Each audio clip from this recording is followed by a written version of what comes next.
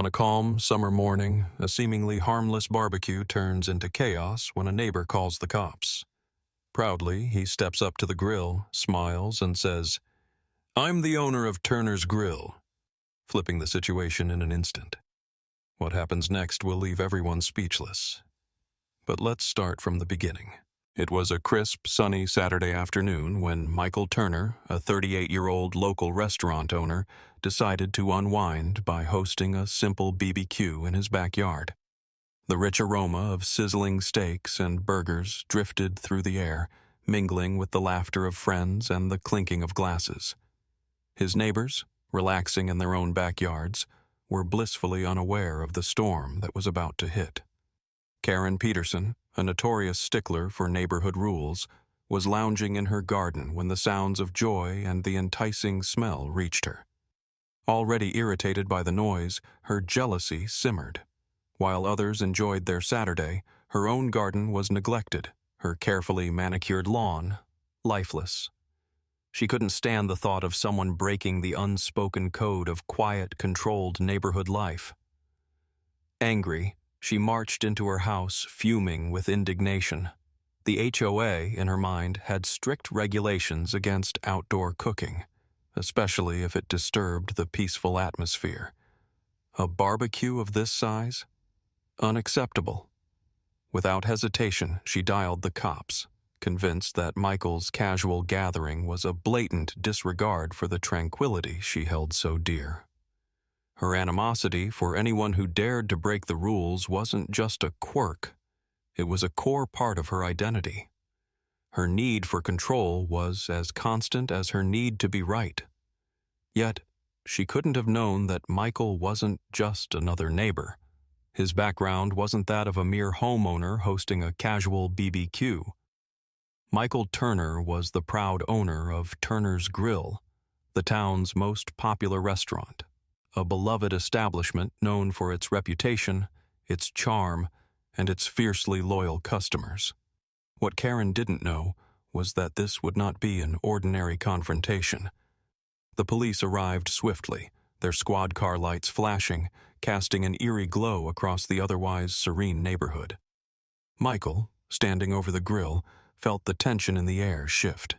He could already tell something was off.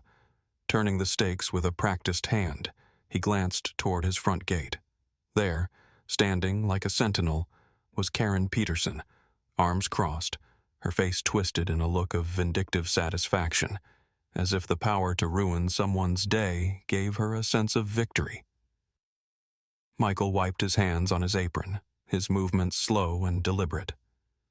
The officer approached, eyeing Karen's smug expression as if he'd seen this play out 1,000 times before. "What's the issue, officer?" Michael asked, his voice calm, though the situation was far from ordinary. "Neighbor's complaint," the officer replied with a glance at Karen. "Noise and cooking smells. She says you're in violation of HOA rules." Michael felt a sharp pang of disbelief.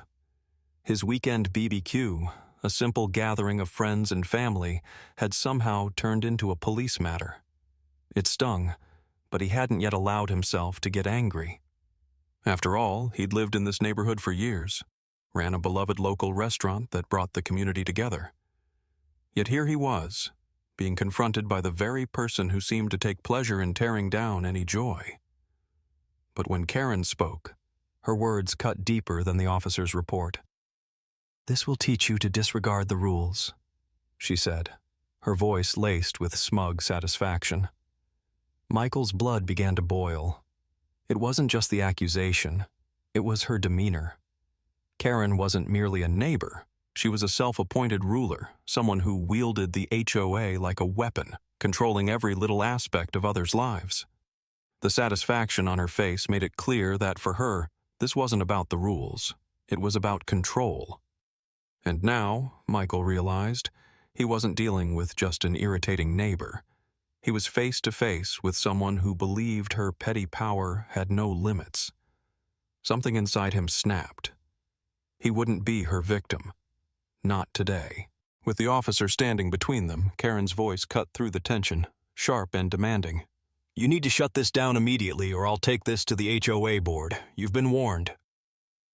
The words hit Michael like a slap, but instead of backing down, his anger surged. He wasn't some random guy she could bully into submission. He wasn't the kind of man to simply roll over. Stepping forward, he met her gaze without flinching, his voice steady but carrying a force that belied its calmness. I think you've got it wrong. You've just called the cops on the owner of Turner's Grille. The words hung in the air, heavier than any siren could ever be. Karen's smug expression faltered, her face draining of color. The realization hit her like a cold wave, but it was too late to backtrack. She stared at him in disbelief, unable to comprehend that the person she'd been so quick to accuse was a key figure in the community. The officer, sensing the shift in power, turned to Karen. His tone was different now, no longer neutral. Ma'am, this is the owner of Turner's Grille, the restaurant that caters most of our community events. Perhaps you should reconsider. Michael didn't pause, keeping the pressure on. As for the BBQ, it's just a small gathering. There's no violation here, but I'll make sure you know.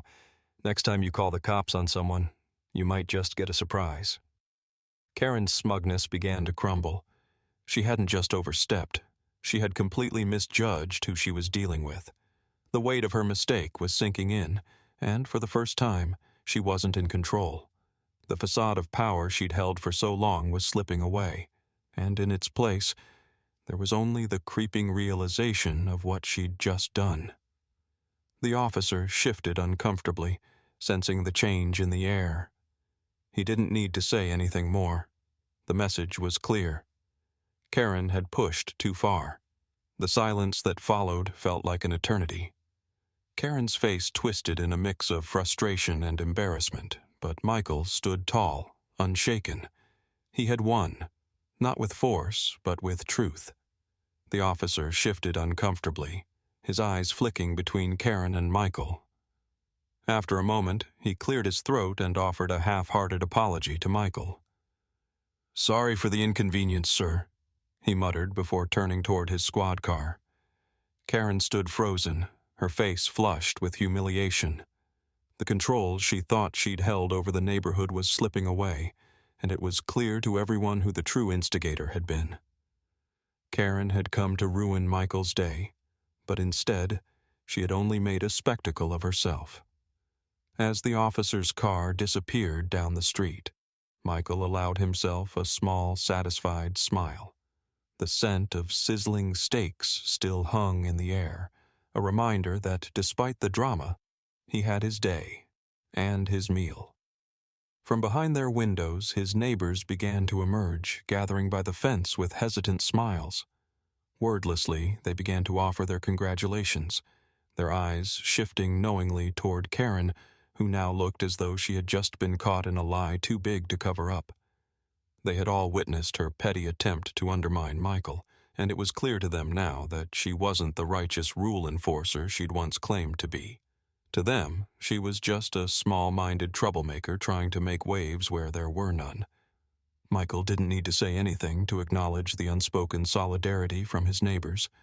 He simply turned back to his grill, flipping the last of the steaks with a quiet sense of pride. With a wink to his guests, he said, "Well, looks like it's a good day for a BBQ after all." The words hung in the air, light-hearted, but carrying a weight of satisfaction that only those who had been unjustly wronged could understand.